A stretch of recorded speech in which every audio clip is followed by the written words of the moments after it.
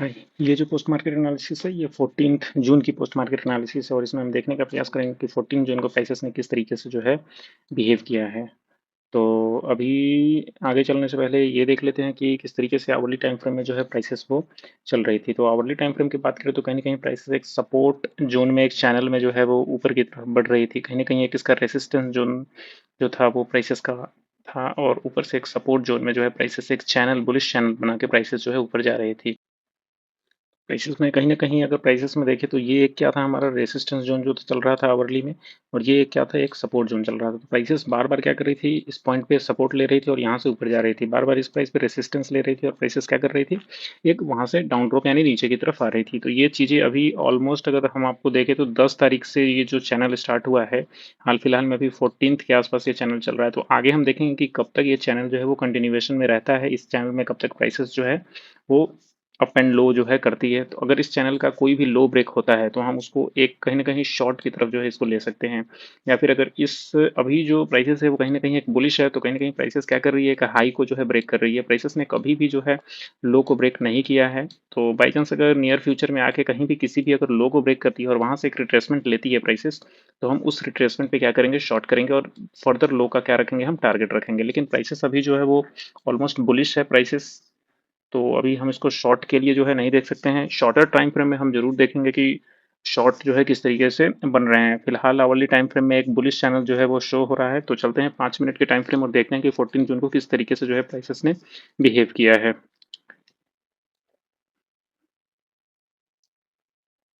तो यहाँ पे हम आ गए हैं 5 मिनट के टाइम फ्रेम में।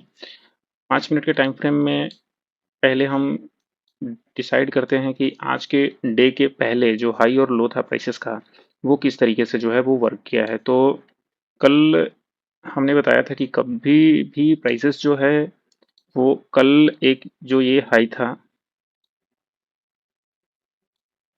और एक ये लो था, ये क्या था, एक लो था। आज ओपन होते हुए ही प्राइसेस ने क्या किया है, सबसे पहले 5 मिनट के टाइम फ्रेम में एक हाई को भी ऊपर की तरफ ब्रेक किया है और ऊपर से आते वक्त एक कहीं ना कहीं लो को भी नीचे की तरफ ब्रेक किया है।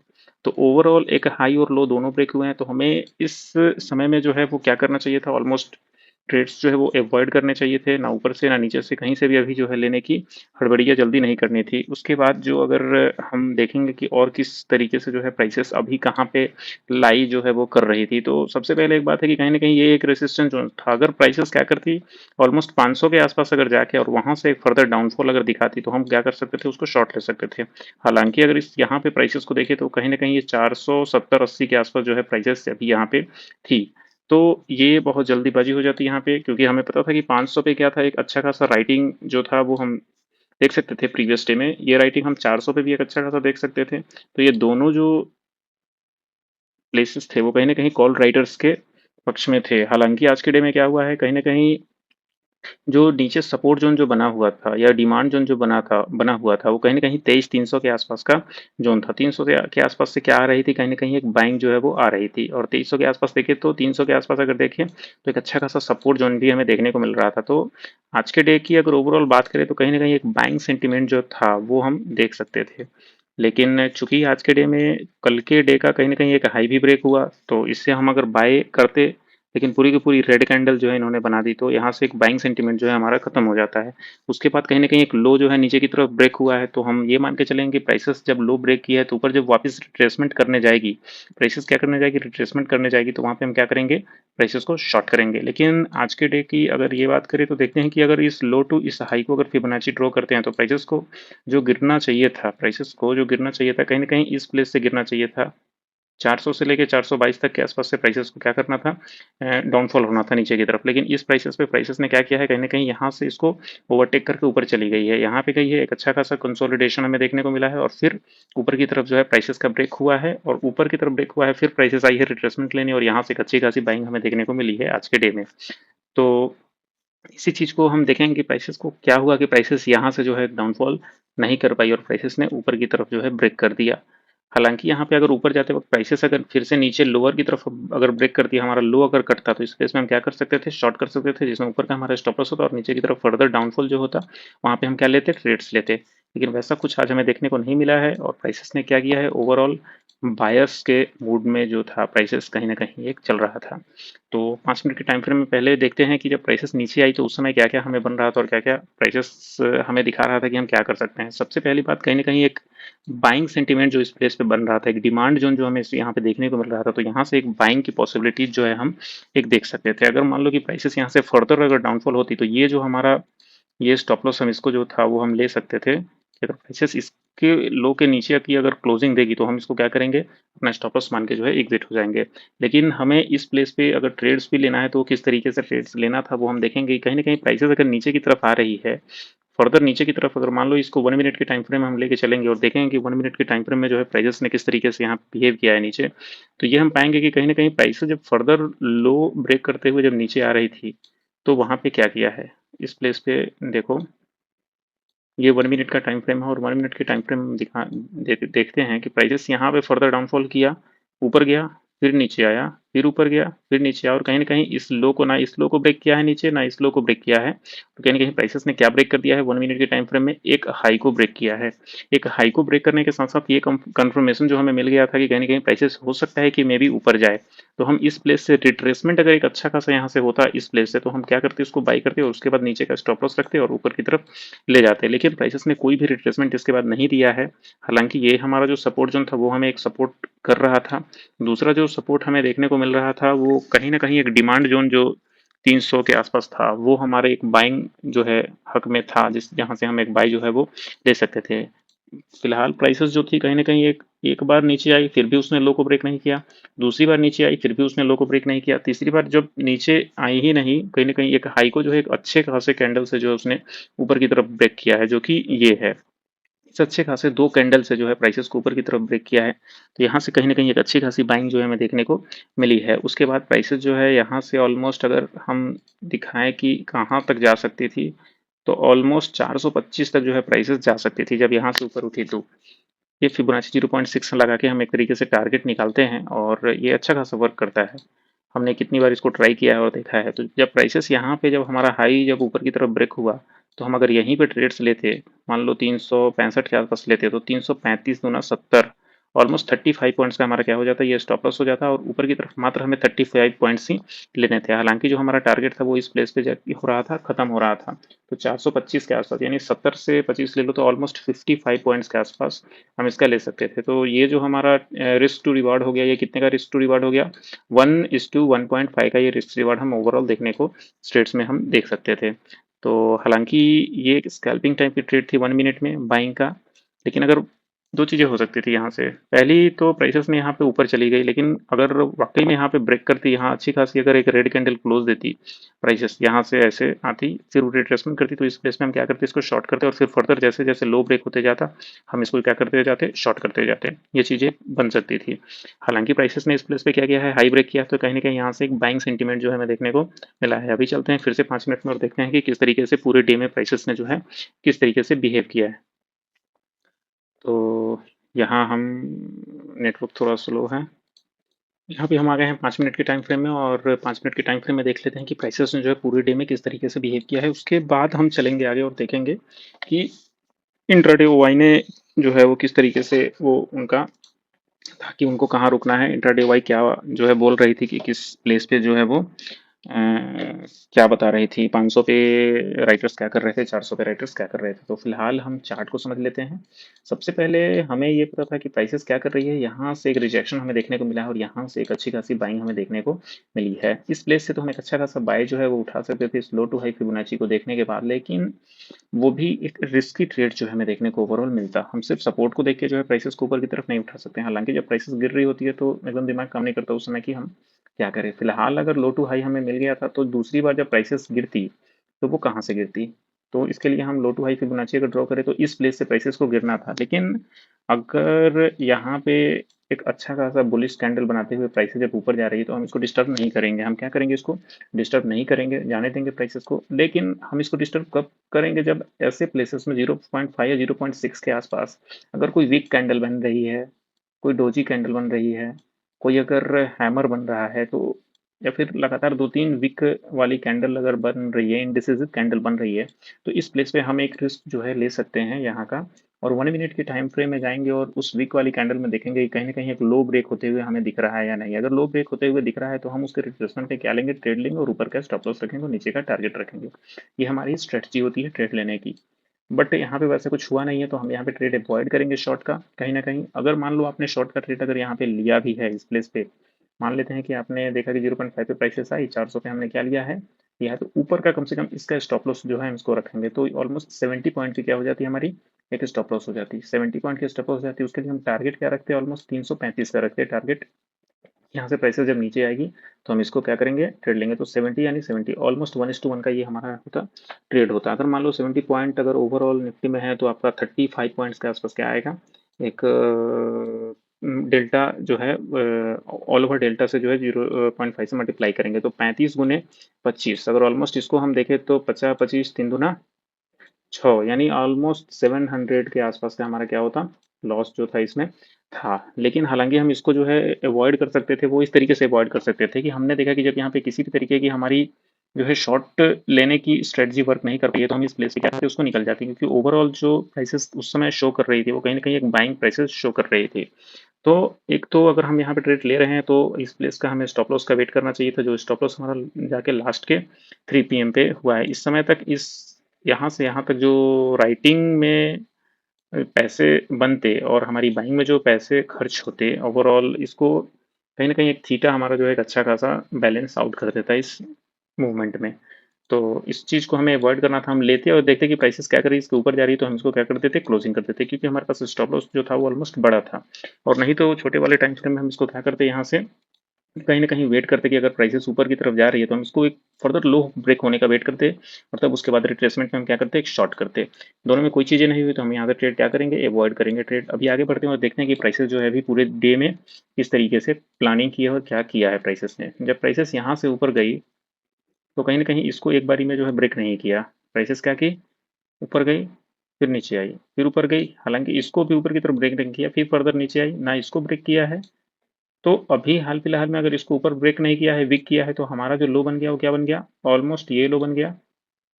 अगर कहें तो ये सबसे नीचे वाला लो हमारा है, ये है। तो इसको भी नीचे की तरफ ब्रेक नहीं किया, कहीं ना कहीं नीचे की तरफ क्या कर रही है प्राइसेस, वीक नहीं कर रही है। तो यहाँ पे दूसरी चीज़ें जो हम देखेंगे, कहीं ना कहीं इस चीज़ को हम देख सकते हैं कि कहीं ना कहीं प्राइसेस का क्या था, पहले ये एक जो रेसिस्टेंस होना था ये अभी क्या बन रहा है, हमारा एक सपोर्ट जोन जो है वो तैयार हो रहा है।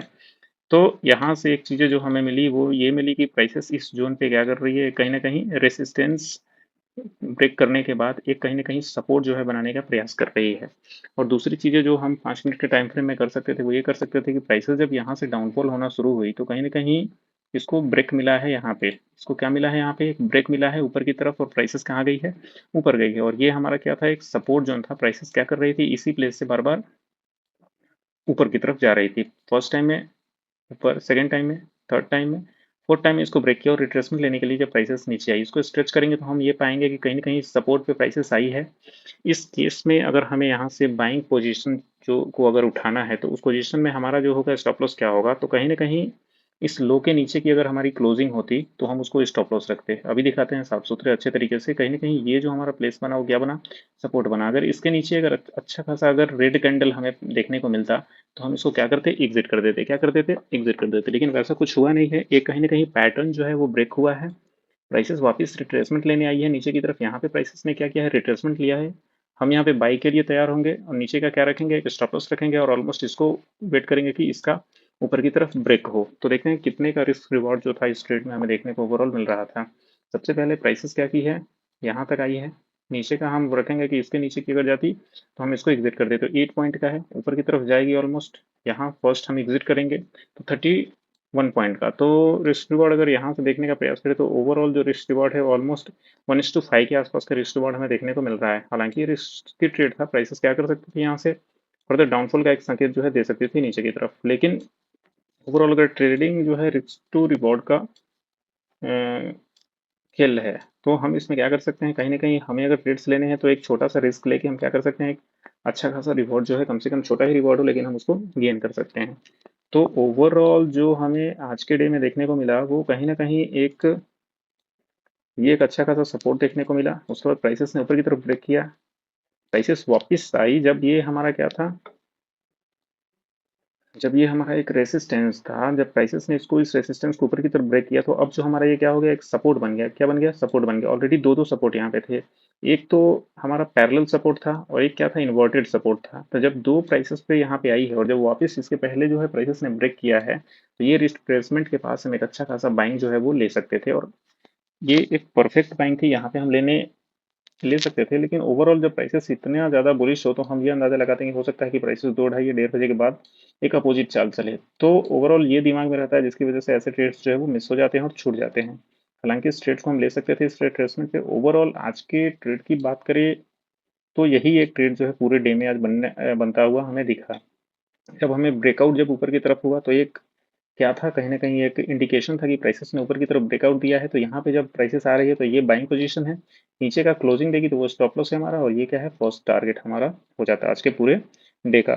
तो ये चीज़ें तो हमने देखी चार्ट से कि किस तरीके से जो है चार्ट यहाँ पे ओवरऑल जो ये रेसिस्टेंस था उसका एक सपोर्ट ले रही थी और ऊपर की तरफ यहाँ से बिहेव कर दिया। अब आने वाले कल के लिए हम थोड़ी देर बाद देखेंगे कि चार्ट जो है किस तरीके से काम कर रहा है।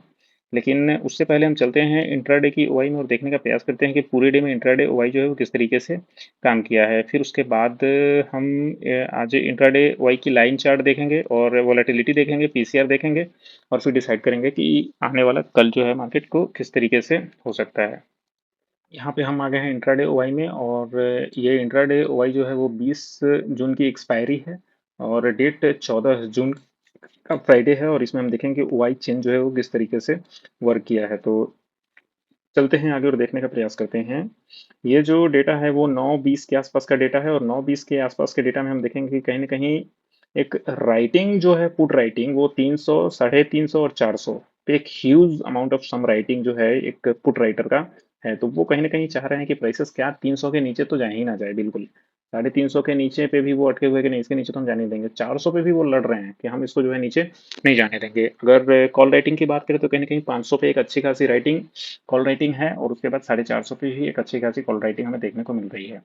तो अभी आगे चलते हैं और देखते हैं कि 9:30 में क्या कुछ प्राइसेस जो है वो कह रही है वाई डेटा की। तो 9:30 में अगर देखें तो 9:30 में जो हमें देखने को मिल रहा है, कहीं ना कहीं कॉल राइटर जो है एक हावी हो रहे हैं। लेकिन यहाँ पे जब प्राइसेस 9:30 के आसपास हमारी 300 के आसपास थी, तो 300 के, सॉरी, 350 के आसपास थी, तो 350 और 300 पे एक अच्छी खासी राइटिंग जो हमें देखने को मिले, वो कहीं ना कहीं पुट राइटर जो है ज़्यादा है। पुट राइटर ज़्यादा है इस प्लेस पे, और एक अच्छा खासा हमें पुट राइटिंग जो है ऊपर की तरफ ज़्यादा देखने को मिल रही है। तो हो सकता है कि प्राइसेस को डाउनफॉल भी जाना होगा, तो कहीं ना कहीं एक थोड़ा कंसोलिडेशन होगा, फिर नीचे की तरफ जाएगी। उस समय क्या करेगी ये, कहीं ना कहीं कॉल राइटिंग जो है पुट राइटिंग को ओवरटेक कर देगी पहले तो 350 के आसपास। तो चलते हैं 45 में, देखते हैं कि किस तरीके से ग्राफ जो है वो बनता हुआ हमें दिख रहा है। अगर 45 की बात करें तो 300 पे अभी भी पुट राइटर ज़्यादा है, 350 पे अभी पुट राइटर ज़्यादा है, कहीं ना कहीं 400 पे कॉल राइटर जो है वो ज़्यादा हो गए हैं। तो अभी चलते हैं और देखते हैं कि 10 बजे के आसपास क्या पोजीशन हमें बनता हुआ दिख रहा है। अभी आ गए हैं 10 बजे के आसपास, और ये 10 बजे के आसपास हम ये एक बढ़िया चीज़ जो है देखने का प्रयास करेंगे। वो दोनों क्या कर दिए हैं, कॉल राइटिंग और पुट राइटिंग ओवरटेक हो गई है। प्राइसेस क्या की थी, एक अच्छा खासा डाउनफॉल लगा के यहाँ पे 1 मिनट के टाइम फ्रेम में जब हाई ब्रेक किया था, तो ये ऑलमोस्ट उसी जोन के आसपास चली गई थी। तो जब 10 बजे के आसपास वापस से प्राइसेस जब उसी जोन में गई है, तो कहीं ना कहीं 300 सपोर्ट कर रहा था, 350 सपोर्ट कर रहा था, 400 एक हल्का डीम जो है लग रहा था, सपोर्ट अनसपोर्टेड लग रहा था। वो 10 बजे के आसपास 400 जो एक अच्छा खासा सपोर्ट दे रहा था कि हम भाई पुट राइटर भी एक अच्छा खासा सपोर्ट देंगे प्राइसेस को ऊपर ले जाने के लिए। हम ये पूरी कोशिश करेंगे कहीं ना कहीं प्राइसेस का क्या हो, लो ब्रेक ना हो।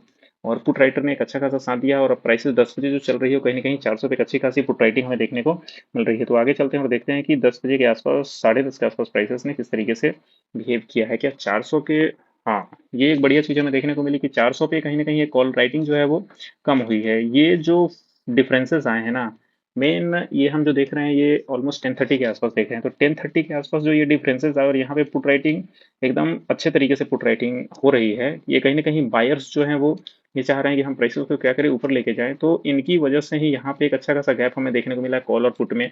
पुट जो है वो एक अच्छा खासा ऊपर की तरफ बाय जो है दे रहे हैं, और कहीं ना कहीं कॉल जो है वो एक अच्छा खासा डाउन साइड जो है आने की कोशिश कर रहे हैं कि भैया हम यहाँ से भाग रहे हैं, क्योंकि हमें लगता है कि प्राइसेस कहाँ चली जाएगी, ऊपर जा जाएगी। और यहाँ पे भी देखो डिफरेंसेस जो है बढ़ रहे हैं, कहीं ना कहीं 450 के आसपास जो है वो पुट राइटर भी इंक्रीज हो रहे हैं। तो अभी आगे चलते हैं और देखते हैं कि 10:30 के बाद जो हुआ वो क्या था। 11 बजे के आसपास हम आ गए हैं। 11 बजे के आसपास देखते हैं, सेम सिचुएशन है, कहीं ना कहीं 450 के आसपास जो है एक बढ़त बनी हुई है पुट राइटर की। फिर 11:15 में देखते हैं, 11:15 में भी सेम सिचुएशन है। फिर 11:30 में देखते हैं, 11:30 में भी सेम सिचुएशन है, कहीं ना कहीं 500 पे जो राइटिंग है पुट राइटिंग वो इंक्रीज हो रही है और ये सारे पे कॉल राइटिंग जो है वो डिक्रीज हो रही है। तो आगे चलते हैं 45, 11:45 में देखते हैं। 11:45 में ओवरटेक कर रहे हैं 23,450 पे जो फुट राइटर है वो ओवरटेक कर रहे हैं कॉल राइटर को। और इन सब पे फुट राइटर जो है हेविली इंक्रीज्ड है, हेविली क्या हो रहे हैं, इंक्रीज्ड हैं। अभी देखते हैं 12 बजे क्या है सिचुएशन बन रहा है। 12 बजे जो सिचुएशन बन रहा है वो सेम सिचुएशन है, कहीं ना कहीं फुट राइटर एक हावी दिख रहे हैं 12 बजे। फिर 12:15 में देखते हैं सेम सिचुएशन, 12:15 में भी, फिर 12:30 में देखेंगे कि क्या प्राइसेस हो रही है। तो 12:15 में भी सेम सिचुएशन में बनता हुआ दिख रहा है, पुट राइटिंग कहीं ना कहीं हावी है। फिर 12:45 में देखेंगे, 12:45 में कहीं ना कहीं यहाँ पे हल्का लिटिल बिट जो है वो डिक्रीमेंट हमें देखने को मिल रहा है 450 पे। लेकिन अभी भी 400 के आसपास जो है वो नेट में पुट राइटर ज़्यादा हैं और कॉल राइटर अभी भी कम है। तो प्राइसेस कोशिश कर रही है कि हम 400 के क्या रहें, ऊपर रहें, और 450 के आसपास में ही रहें। 450 के कहाँ रहें, आसपास में रहें। 500 अगर नहीं जाती है तो प्राइसेस 450, 60, 70 तक मैक्सिमम जो है वो जा सकती है। फिर आगे चलते हैं, हम 1 बजे देखने का प्रयास करते हैं कि क्या कुछ हमें दिख रहा है प्राइसेस में। यहाँ देखो 450 पे क्या कर दिया है, अब ओवरटेक करती हुई नजर आ रही है कि भैया वो कह रहे हैं कि भैया हम यहाँ रुकने वाले नहीं है, हम अब हमें ऊपर जाने दो। ओवरटेक कर दिया है 450 पे, और कहीं ना कहीं 500 पे भी चैलेंज कर रहा है कि हम ऊपर जाना चाहते हैं। तो 1:30 के आसपास देखते हैं, वही अभी लड़ाई चल रही है और फुट राइटिंग एक अच्छी खासी तादाद में हमें देखने को मिल रहा है। 1:40 में देखते हैं सेम सिचुएशन, सेम 450 के आसपास जो है लड़ाई चल रही है। 2 बजे के आसपास देख लेते हैं, 2 बजे के आसपास भी सेम सिचुएशन। अब एक चीज जो हम देखने का प्रयास करते हैं कि यहाँ पे जब प्राइसेस आई है, वो कितने बजे आई है, 2 बजे के आसपास आई है। जब प्राइसेस इस पोजीशन पे 2 बजे के आसपास आई है, इस पोजीशन पे जब प्राइसेस 2 बजे के आसपास आई है और एक सपोर्ट के आसपास जब प्राइसेस खड़ी है, तो यहाँ जो हमें देखने को मिल रहा है वैल्यू, वो क्या देखने को मिल रहा है, 432 के आसपास है। तो 450 तक हम क्या है इसका, एक तो यहाँ तक तो प्राइसेस यहाँ से क्या करेगी, अगर ऊपर जाती है तो यहाँ से ऊपर इतना पॉइंट का तो मूवमेंट हमें ऊपर देखने को ऑलमोस्ट मिल रहा है। अगर नीचे की तरफ गिरती है तो कहाँ तक जाएगी, कहीं ना कहीं 400 के आसपास जाके एक अच्छा खासा सपोर्ट जो है हमें देखने को मिल सकता है, जो कि ये एक सपोर्ट जो है ना इस प्लेस पे क्या करेगी, प्राइसेस जाके यहीं से एक मूवमेंट हमें देखने को मिल सकता है। और इसकी अगर लो टू हाई फिबोनाची अगर हम ड्रॉ करने की कोशिश करें तो हमारा जो 0.5 का एक सपोर्ट जो हमें देखने को मिल रहा है वो 400 पे ही देखने को मिल रहा है। तो इतना हम जो है वेट इसको कर सकते हैं कि अगर डाउन मूव हुआ तो हम थोड़ा वेट कर लेंगे। हालांकि इस पोजीशन के नीचे अगर जो डाउन हमें देखने को मिलता है, अगर क्लोजिंग कहीं हमें देखने को मिलती है कि नीचे में मिल जाती है, तो हम उसको एग्जिट कर लेंगे। लेकिन 2 बजे के आसपास, 2:15 के आसपास देखते हैं कि क्या कुछ दिख रहा है। सेम सिचुएशन है, 450 पे हल्का नीचे की तरफ मूवमेंट हमें देखने को मिल रहा है। लेकिन 2:30 के आसपास वो हल्का है, ज़्यादा नहीं है। सेम बाइंग पोजीशन जो है एक अच्छा खासा इन्वॉल्व होती हुई दिख रही है। अभी फिर 2:40 में एक अच्छा खासा बाइंग पोजीशन है। 3 बजे के आसपास देखते हैं, एक बाइंग सेंटीमेंट आ चुका है। 3:15 के आसपास देखते हैं कि क्या पोजीशन में अभी हो रहा है। एक अच्छा खासा बाइंग जो है हम देख सकते हैं। इससे एक चीज हम मिला सकते हैं कि इस पोजीशन पे एक अच्छा खासा बाइंग है, इस पे ओवरटेक कर दिया है, एक बाइंग जो है ऊपर की तरफ जा चुकी है। और कहीं ना कहीं 500 में जो प्राइसेस अभी दिख रहा है वो एक डिफरेंसेस जो है बहुत कम दिख रहा है। तो इससे कल के लिए क्या पॉसिबिलिटी बनती है कि कल का हो सकता है कि क्या हो, पॉजिटिव हो। पॉजिटिव मतलब डे बुलिश हो, या फिर क्या हो, गैप अप हो। क्या हो, गैप अप हो प्राइसेस कल के लिए। हालांकि हम कल के लिए अभी थोड़ी देर बाद और देखेंगे कि एफआई डेटा क्या कह रहा है और उसे हम डिसाइड करेंगे। लेकिन फिलहाल जो ओवाई डेटा हमें दिख रहा है वो कहीं ना कहीं एक बुलिश साइड में जो है वो दिख रहा है। तो अभी वाई डेटा हम देख लिए इंट्राडे का। अभी चलते हैं वाई चार्ट पे और देखने का प्रयास करते हैं कि इंट्राडे वाई चार्ट जो है वो किस तरीके से वर्क किया है। तो यहाँ पे इसको 14, ये ठीक है, ऑलमोस्ट 14 तय है पूरा, 13, यहाँ से 14, ठीक है। हम आ गए हैं 14th पे और यहाँ पे करेंगे हम पोस्ट मार्केट एनालिसिस और देखने का प्रयास करेंगे कि प्राइसेस ने जो है वो किस तरीके से यहाँ पे वर्क किया है। तो पहले इसको एडजस्ट कर लेते हैं हल्का। अब बढ़िया है। सबसे पहले प्राइसेस ने जब इस प्लेस से ऊपर की तरफ जाना शुरू किया तो हम देखते हैं कि कहीं ना कहीं पुट राइटर जो है वो एबव है और कॉल राइटर क्या है वो नीचे है। ये पहली चीजें थी। जब प्राइसेस ऑलमोस्ट 10 बजे के आसपास पहुंची तो एक समय ये लग रहा था कि कहीं ना कहीं इसको क्या कर लेगी, ओवरटेक कर देगी ऊपर की तरफ कॉल राइटिंग। पुट राइटिंग क्या चलाएगा, नीचे आ जाएगा। लेकिन ऐसा हमें देखने को नहीं मिला, ओवरटेक नहीं कर पाई। जब प्राइसेस 10 बजे के आसपास पहुंची तो कहीं ना कहीं ये क्या किया, पुट राइटर वापस टच करके ऊपर चली गई और कॉल राइटिंग क्या हो गई, पूरे डे में क्या हुआ, ये साइलेंट रही। पूरे डे में क्या रहा, साइलेंट रही। लेकिन जो पुट राइटिंग है वो लिटिल बिट इंक्रीज हुआ, फिर बीच में साइलेंट हुआ, फिर हल्का डिक्रीज हुआ, फिर उसके बाद क्या हुआ है, इंक्रीमेंट हमें देखने को मिला। वो इंक्रीमेंट जो हमें देखने को मिला वो इस प्लेस से मिला, यानी 1 डेढ़ बजे के आसपास हमें इंक्रीमेंट देखने को मिला। इस इंक्रीमेंट में क्या था, प्राइसेस कहीं ना कहीं एक फ्लैट टू एक अपवर्ड डायरेक्शन हमें देखने को मिला 2 बजे के आसपास। और इसमें क्या हमें देखने को मिला, कहीं ना कहीं एक फ्लैट दिखा, इस पोजीशन पे क्या रहा, फ्लैट रहा, और यहाँ से एक डिक्रीमेंट हमें देखने को मिला जहाँ पे प्राइसेस नीचे की तरफ चली गई। तो यही 2 बजे का समय था जहाँ प्राइसेस क्या करती थी, सपोर्ट पे आने के बाद यहाँ से ऊपर की तरफ चली गई थी।